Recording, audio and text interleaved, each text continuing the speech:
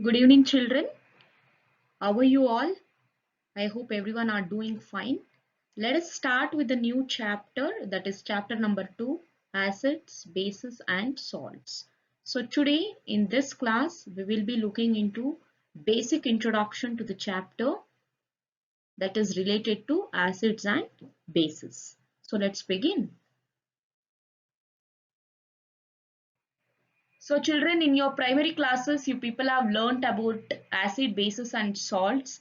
There you have learnt that few food or few fruits taste sour in nature, bitter in nature, isn't it? That shows the presence of acid and bases in them, isn't it? For example, lemon. So what is the chemical nature of lemon? What is the chemical present in lemon? It is citric acid. So that indicates the acid nature of a lemon, isn't it? And next, so sometimes we often feel stomach ache, stomach irritation, or stomach upset due to overeating of food.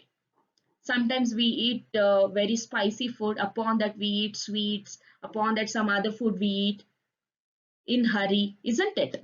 So that leads to stomach upset, sometimes acidity, or in your family members, if anybody is facing acidity, they take this antacid tablets, isn't it?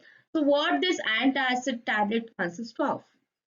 It consists of magnesium hydroxide because it acts as a base.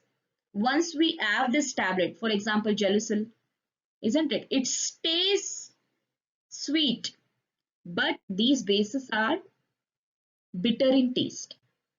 So if this antacid would taste bitter, nobody would have consumed, isn't it? So they add few sweet substance to make it sweet so that everyone can have it, isn't it? So usually these bases are bitter in taste, and these antacids are bases which are available in the form of pills or syrup. So it acts against acidity. And next, coming to what is the chemical name of common salt and why do we use this as an ingredient to the food? So what is the chemical name of common salt? That is NaCl, sodium chloride, isn't it? And we use it for the food to get a taste, yummy taste for the food. Without salt, we can't eat, isn't it? So this is a basic introduction to acids and bases. Let us see in brief about this acids and bases. As we all know, there are enormous number of elements and compounds in the nature, and this classification is so necessary to study them systematically, isn't it? So classification of a matter based on chemical properties and also behavior compounds, this has been classified into three types, that is acids, bases and salts. Some of the acids that we look around is lemon juice, orange juice, curd, vinegar. So all these are examples of acids. And the word acid comes from Latin word that is acer, means sour, sour in taste. Uli. Okay, na? So these substances taste sour because they contain acids in them. And some of the acids are so corrosive in nature, so we can't touch them or taste them. So these are the main cautions that you need to follow. All acids cannot be called as acids by tasting them or by touching them. Okay, there are few acids which are very corrosive in nature. For example, sulfuric acid, hydrochloric acid. They are so corrosive. Okay. By the way, how can we define acid? Acid are the chemical substance which turn blue litmus paper to red, and when it is dissolved in water, it dissociates to give hydrogen positive ions. So when HCl is dissolved in water, this water splits. That means it dissociates the hydrogen and calcium. Okay. And here this litmus paper is obtained naturally from lichens. Okay, and whenever we need to check some acids, we use blue litmus paper. Whether this, in case blue litmus paper turns red, that indicates it is acid. Okay.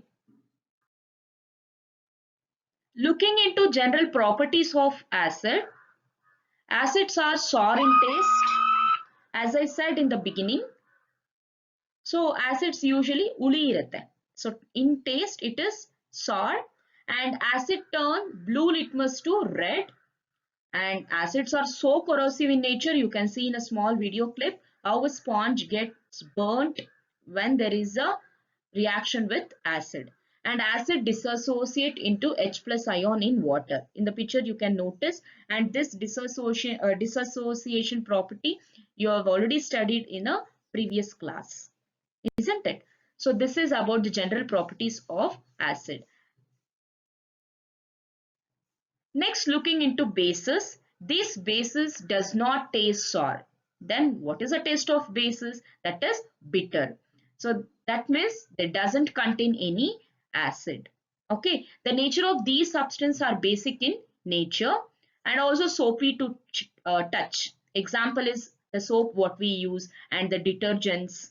Okay, and one of the example of bases are sodium hydroxide, that is NaOH, and also calcium hydroxide. So these are the basic nature of bases. Next, coming to the definition of base. Bases are the chemical substance which turn red litmus to blue, and when dissolved in water it dissociates to give OH minus ion, that means hydroxyl ion. Okay, NaOH, when it is reacting with water, this water dissociate them into Na positive and OH negative. It will be in aqueous form. And this bases turn red litmus to blue. Looking into general properties of bases, as I said, bases are bitter in taste, and this bases turn red litmus paper to blue, and we feel soapy when we touch soaps, isn't it? So bases feel so soapy and also soft to touch, and this bases, when we allow it to react with water, this water breaks down or dissociate them into OH minus, that is hydroxyl. Okay, and all bases are not soluble in water. Bases which are soluble in water are called alkali, that is water soluble base. Here in the pictures you can notice the properties of bases. So children, here we have started off with a new chapter, that is acid, bases and salts. I hope everyone could able to recall the basic concepts about acids and bases that you have already learned in your primary classes. So on this basic introduction, let us continue with the chapter in further classes. Okay, see you all. Have a good day.